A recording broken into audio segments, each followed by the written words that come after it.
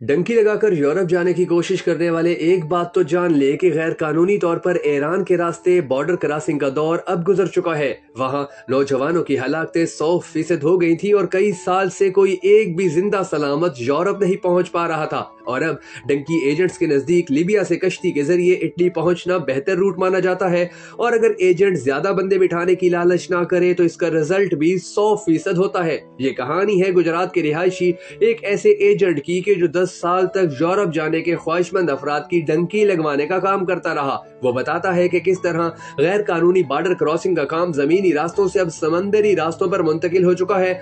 इस काम में रिस्क कम है क्योंकि इसमें वफाकी तहकीकाती इदारे यानी FIA समेत पाकिस्तान के दूसरे इदारों का अमल दखल भी नहीं होता। कहानी में आगे बढ़ने से पहले हम सबको उन मरहूम लड़कों की मगफरत के लिए दुआ करनी है कि अल्लाह उन्हें जन्नत में जगह और उनके वालिदैन को सब्र अता फरमाए कि जो डंकी लगाकर यूरोप जाने की कोशिश करने के दौरान कश्ती डूबने से जाँ बहक हुए। अगर आप भी इस दुआ में शामिल होना चाहें और उनका दर्द महसूस करें तो कमेंट सेक्शन में आमीन जरूर लिख दीजिएगा।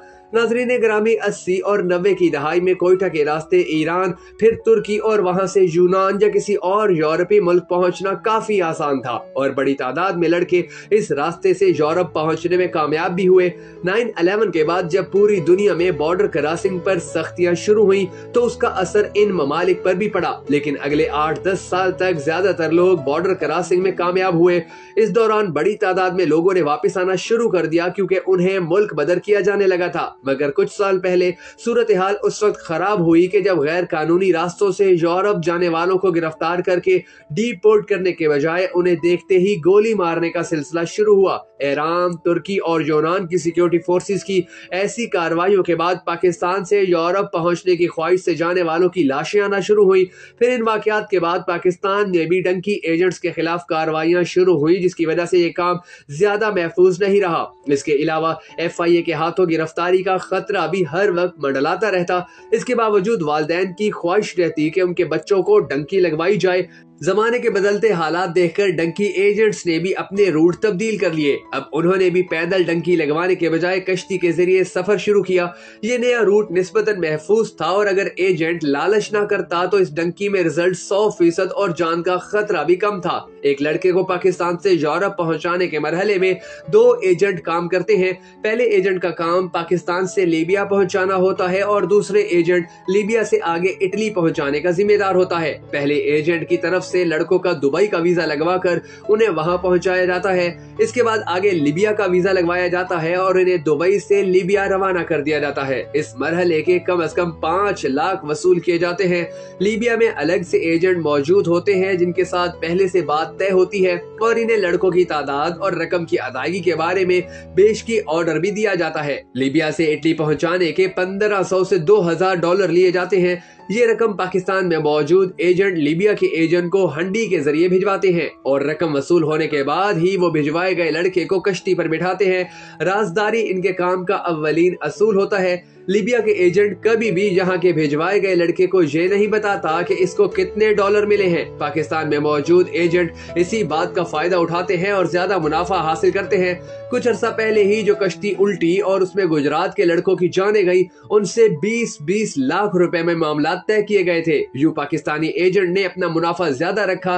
लीबिया से आगे इटली पहुंचाने वाले एजेंट्स का ये दावा होता है कि उन्होंने फी कश्ती के हिसाब से बहरी ड्यूटी देने वाले एहलकारों से मामला तय किए हैं। इस वजह से उनको ये लालच होता है कि वो ज्यादा से ज्यादा बंदे बिठाएं ताकि कम कमीशन में ज्यादा लोगों को समंदरी डंकी लगवाई जा सके।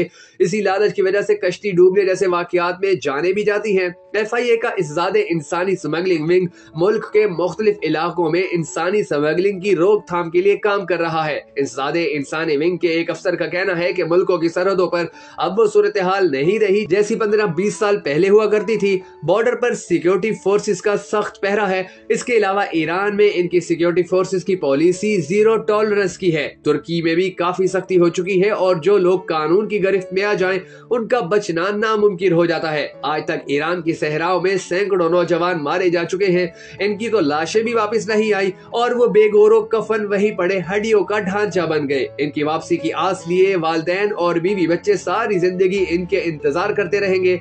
وسطی پنجاب کے اضلاع گجرات، منڈی بہاؤالدین اور حافظ آباد وغیرہ میں کشتی کے ذریعے نوجوانوں کو اٹلی بھجوانے میں اضافہ ہوا ہے۔ ساتھ ہی یہ اطلاعات بھی آ رہی ہیں کہ کچھ مہینوں کے دوران کشتی الٹنے کے کئی واقعات ہو چکے، لیکن والدین مبینہ طور پر اسے رپورٹ ہی نہیں کرتے اور کوشش کرتے ہیں کہ ان کا معاملہ چھپا رہے۔ متاثرہ والدین کی طرف سے معاملات کو چھپانے میں ایک تو ایجنٹ کا کردار ہوتا ہے جس سے انہوں نے اپنی رقم واپس لینی ہوتی ہے، کیونکہ حادثہ ہونے پر ایجنٹ کہہ دیتا ہے کہ اگر آپ نے FIA والوں کو میرا نام بتایا تو آپ کی ساری رقم ڈوب جائے گی۔ حالیہ دنوں میں جو سمندری راستے اختیار کیے جاتے ہیں ان میں FIA کا براہ راست عمل دخل کم ہو جاتا ہے، کیونکہ پاکستان کی سرحد تو غیر قانونی طریقے سے عبور نہیں کی جاتی۔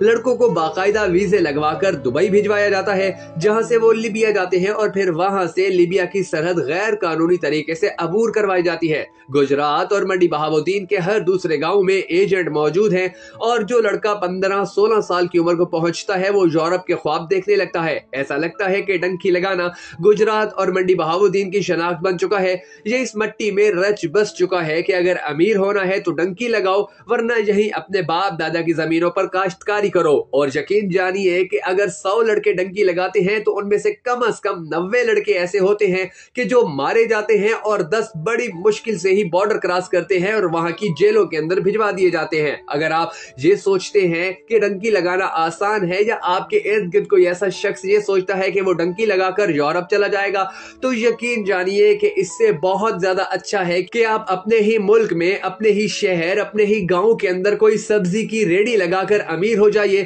بجائے یہ سوچنے کے کہ آپ ڈنکی لگا کر یورپ پہنچ جائیں گے۔ خدا کا واسطہ ہے ہماری اس ویڈیو کو لازمی شیئر کریں اور لوگوں کو بتائیں کہ ڈنکی لگانے کا کوئی راستہ آج ممکن نہیں رہا ہے، اور اگر اب آپ کا کوئی بچہ یا عزیز یا نوجوان ڈنکی لگا کر دوسرے ملک یا یورپ جانے کا سوچتا ہے تو اسے فوری طور پر روکیے اور اسے ہماری یہ ویڈیو دکھائیے تاکہ اسے پتہ چلے کہ اب حالات ایسے نہیں رہے جیسے 15-20 سال پہلے تھے۔